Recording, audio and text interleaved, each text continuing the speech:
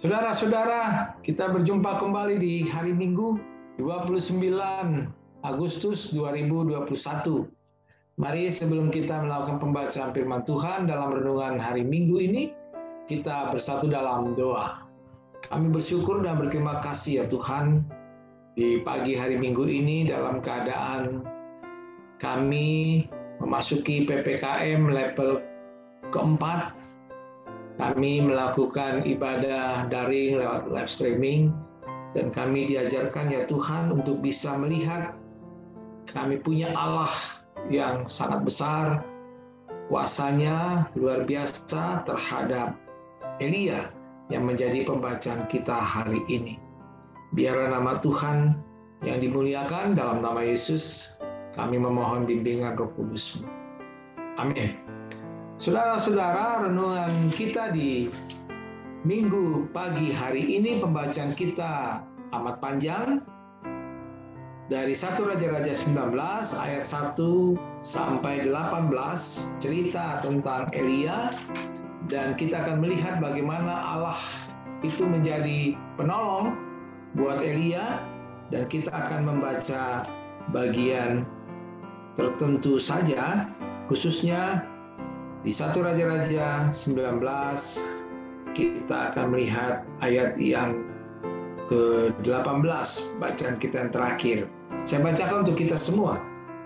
Tetapi aku akan meninggalkan 7.000 orang di Israel, yakni semua orang yang tidak sujud menyembah Baal, dan yang mulutnya tidak mencium dia. Terjemahan baru Lembaga Alkitab Indonesia di ayat 18. Saudara-saudara,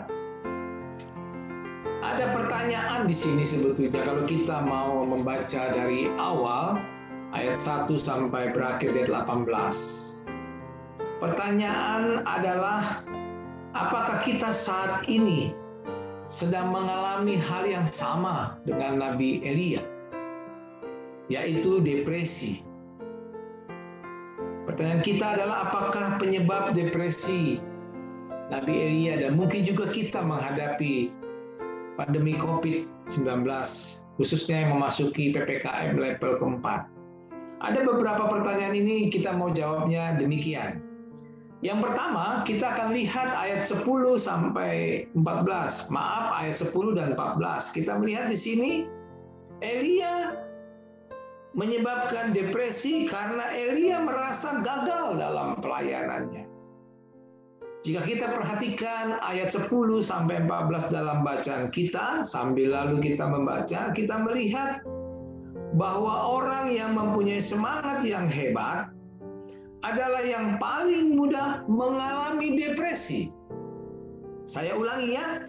Orang yang mempunyai semangat yang hebat adalah yang paling mudah mengalami depresi pada waktu mengalami kegagalan. Seharusnya Elia ingat bahwa Allah tidak memanggil kita untuk sukses. Jadi sukses belakangan dulu kita pikirkan. Tetapi Allah memanggil kita untuk setia. Itu saja. Jadi kalau kita nanti mengalami depresi, kadang-kadang melihat situasi COVID ini bukan karena kita supaya sukses, tetapi bagaimana kita setia kepada Allah. Yang kedua, apa penyebab depresi Elia? Yaitu karena kelelahan dan kelemahan fisik. Dia lari menempuh jarak Yezreel Berseba, ya ini sekitar 95 mil. Atau kalau diukur secara kilometer kira-kira 150 kilometer. Dan ini masih ditambah lagi sehari perjalanan ke padang gurun. Kita akan lihat ayat 4a. Ini membuat ia lelah yang luar biasa. Ditambah lagi ia mengalami kelaparan. Kita lihat ayat 5 sampai 7. Di mana Tuhan menanganinya bukan hanya memberinya istirahat atau tidur, tetapi juga memberinya makan. Saudara-saudaraku, kelemahan dan kelebihan fisik ini bisa menyebabkan dan menambah orang menjadi depresi. kelelahan, dan kelemahan fisik. Ingat, hati-hati itu. Karena itu dalam keadaan depresi sekalipun olahraga adalah sesuatu yang baik, tetapi jangan melakukannya secara berlebihan, over. Karena setelah itu bisa menjadi penambah depresi. Ini menunjukkan bahwa sekalipun orang Kristen wajib memelihara kesehatan fisik tentunya, karena kalau kesehatan fisik tidak baik, ini juga bisa menimbulkan bahkan menambah depresi yang makin menjadi-jadi. Ketiga, penyebab Elia depresi adalah karena penderitaan yang lain, yaitu kepanasan. Kita lihat ayat keempat. Dalam ayat keempat dikatakan, lalu duduk di bawah sebuah pohon ara. Duduknya ia di bawah pohon ara. Maaf, bukan pohon ara, tapi pohon ara. Disebutkan bukan menunjukkan bahwa ia mendapatkan kesenangan dan bantuan dari bayang-bayang cukup, tetapi sebaliknya menunjukkan betapa sedikitnya naungan yang bisa ia dapat. Yang keempat yang menyebabkan Elia depresi adalah karena dosa, di mana ia meninggalkan tempat atau pelayanannya tanpa pamit izin kepada Tuhan. Saudara-saudara, kalau orang yang tadinya melayani lalu berhenti dari pelayanannya, bisa mengalami kejatuhan rohani atau depresi. Bagaimana dengan orang yang tidak pernah mau melayani? Karena itu, selalulah berusaha supaya kita bisa berguna buat Tuhan. Yang kelima, mengapa Elia depresi? Karena kesepian. Mungkin depresi yang dialami Elia juga disebutkan atau diperparah oleh karena kesendirian dan kesepian yang ia alami. Lihatlah di ayat 10 sampai 14. Perkataannya, hanya aku seorang dirilah yang masih hidup. Ini menunjukkan kalimat ini bahwa Elia merasa kesepian karena tidak ada orang yang ikut mendukung dan membela dia dalam tugas pelayanannya. Pertanyaan kita sekarang, bagaimana cara Tuhan menghibur Elia dalam depresi? Ada beberapa cara. Yang pertama, Tuhan memberi istirahat, makan dan minum. Itu bisa dilihat ayat 5 sampai 8. Tuhan memberi tidur, makan dan minum kepada Elia. Tuhan tahu bahwa salah satu penyebab depresinya adalah kelelahan fisik. Karena lari dari Israel ke Berseba, lalu ke padang gurun tanpa makan dan minum.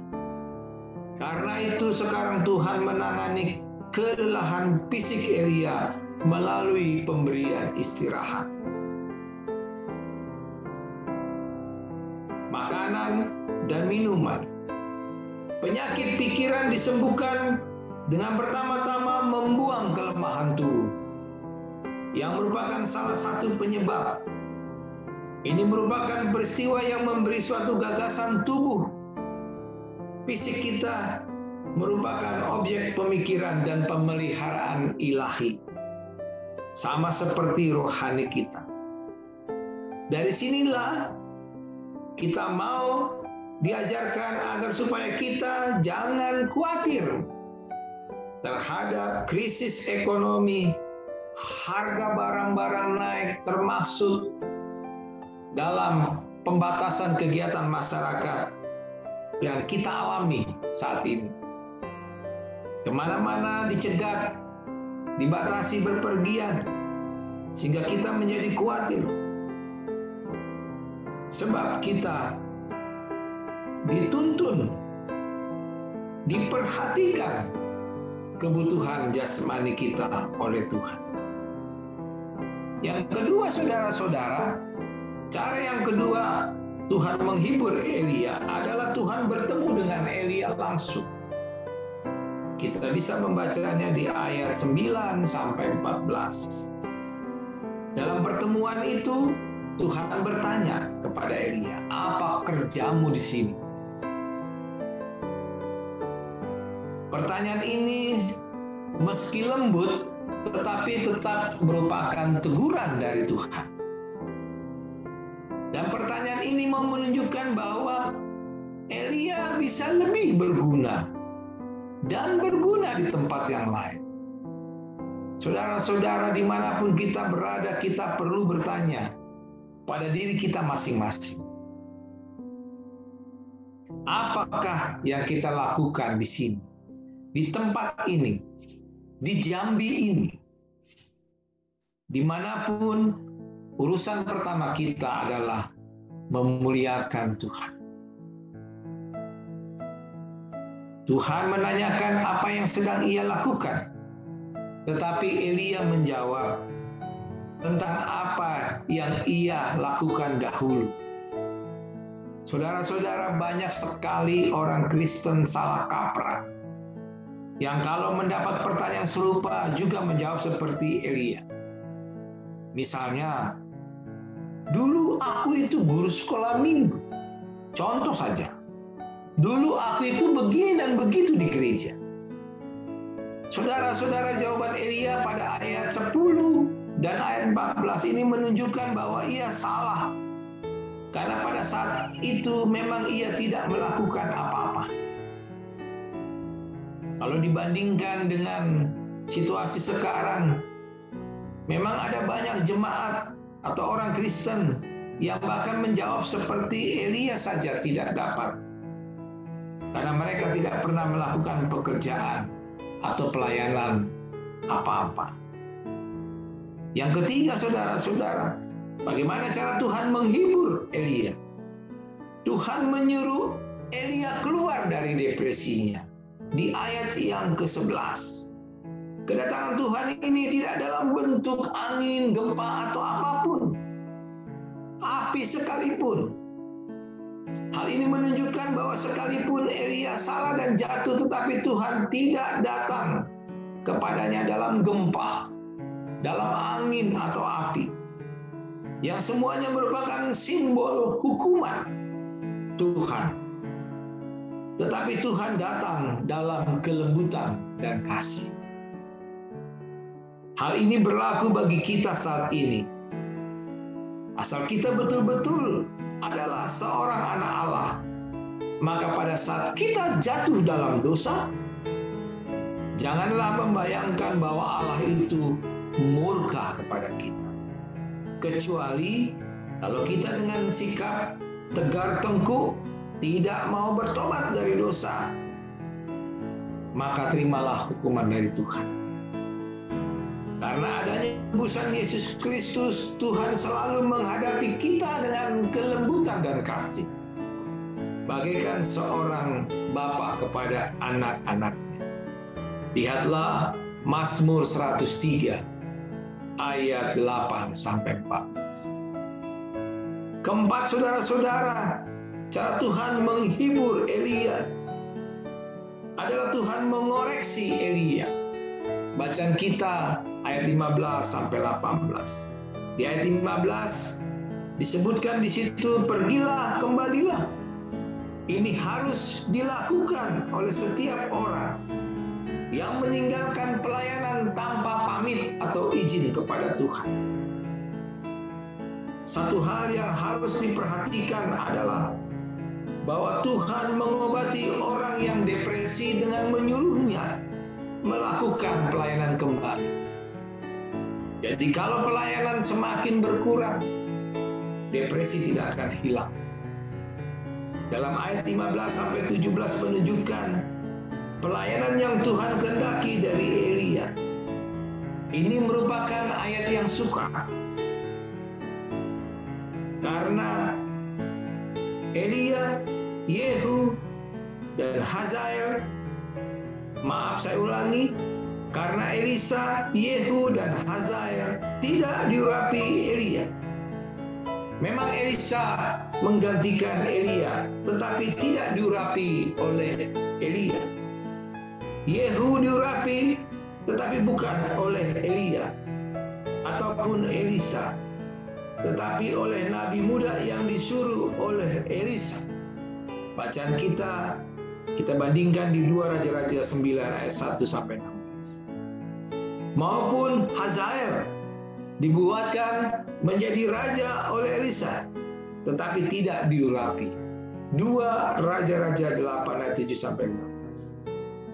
Mungkin urapi di sini harus diartikan appoint, yang berarti menentukan, menunjuk, atau mengangkat.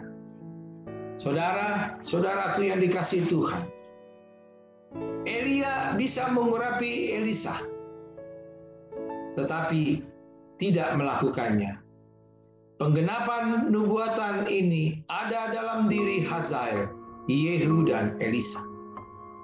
Kelima, saudara-saudara, bagaimana cara Tuhan menghibur Elia yang mengalami depresi? Tuhan menyisakan 7.000 orang yang setia untuk menghibur Elia. Itu ada di ayat 18 sebagai bacaan awal saya di ayat 18. Kata, aku akan meninggalkan menunjukkan bahwa hal ini merupakan pekerjaan Allah sendiri. Saudara-saudara, ayat 18 ini diucapkan Tuhan untuk menunjukkan bahwa pelayanan Elia tidak sia-sia. Dan bahwa kata-kata Elia dalam ayat 10 dan 14 tidak benar. Memang depresi membuat segala sesuatu terlihat lebih gelap dari yang sebenarnya. Nah, poin terakhir, saudara-saudara, bahwa sesuatu yang luar biasa dari Elia adalah bahwa ia lalu taat kepada perintah Tuhan. Dan ia kembali melakukan pelayanannya. Kalau kita mau lanjutkan di ayat 19-21, di situ jelas. Dan justru semua ini mengangkat dia dari kejatuhan dan depresinya. Dan justru semua ini juga menjadi pembelajaran buat kita. Kiranya seluruh pembelajaran dari Elia bisa menolong kita. Bila mana kita mengalami depresi atau kejatuhan rohani seperti Elia, datanglah kepada Tuhan. Selamat menikmati lawatan Tuhan di hari Minggu ini. Tuhan Yesus menolong kita semua. Amin. Kita bersatu dalam doa. Kami bersyukur dan berterima kasih Tuhan. Mampukan dan kuatkan kami Tuhan oleh kuasa Roh Kudus-Mu. Bila kami mengalami kelelahan, depresi, jenuh, dan lain sebagainya, supaya Roh Tuhan, Roh Kudus menghibur dan menguatkan kami. Karena kami punya Allah penghibur yang benar, Allah yang Maha Kuasa, penolong hidup kami. Dalam nama Yesus kami naikkan syukur kami. Amin. Selamat hari Minggu. Tuhan Yesus memberkati kita.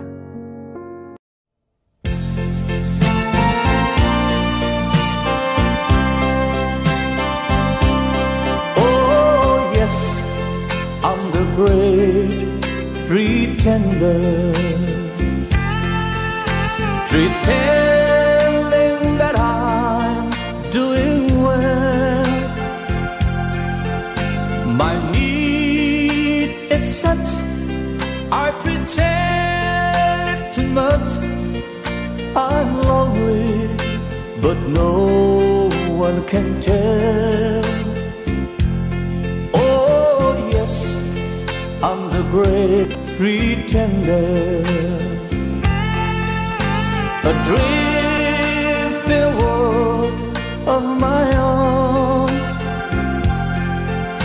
I play the game, but tomorrow will shame. You left me to dream all alone, pretending that you're still around. To real is this feeling of make-believe. To real when I feel what my heart can conceive.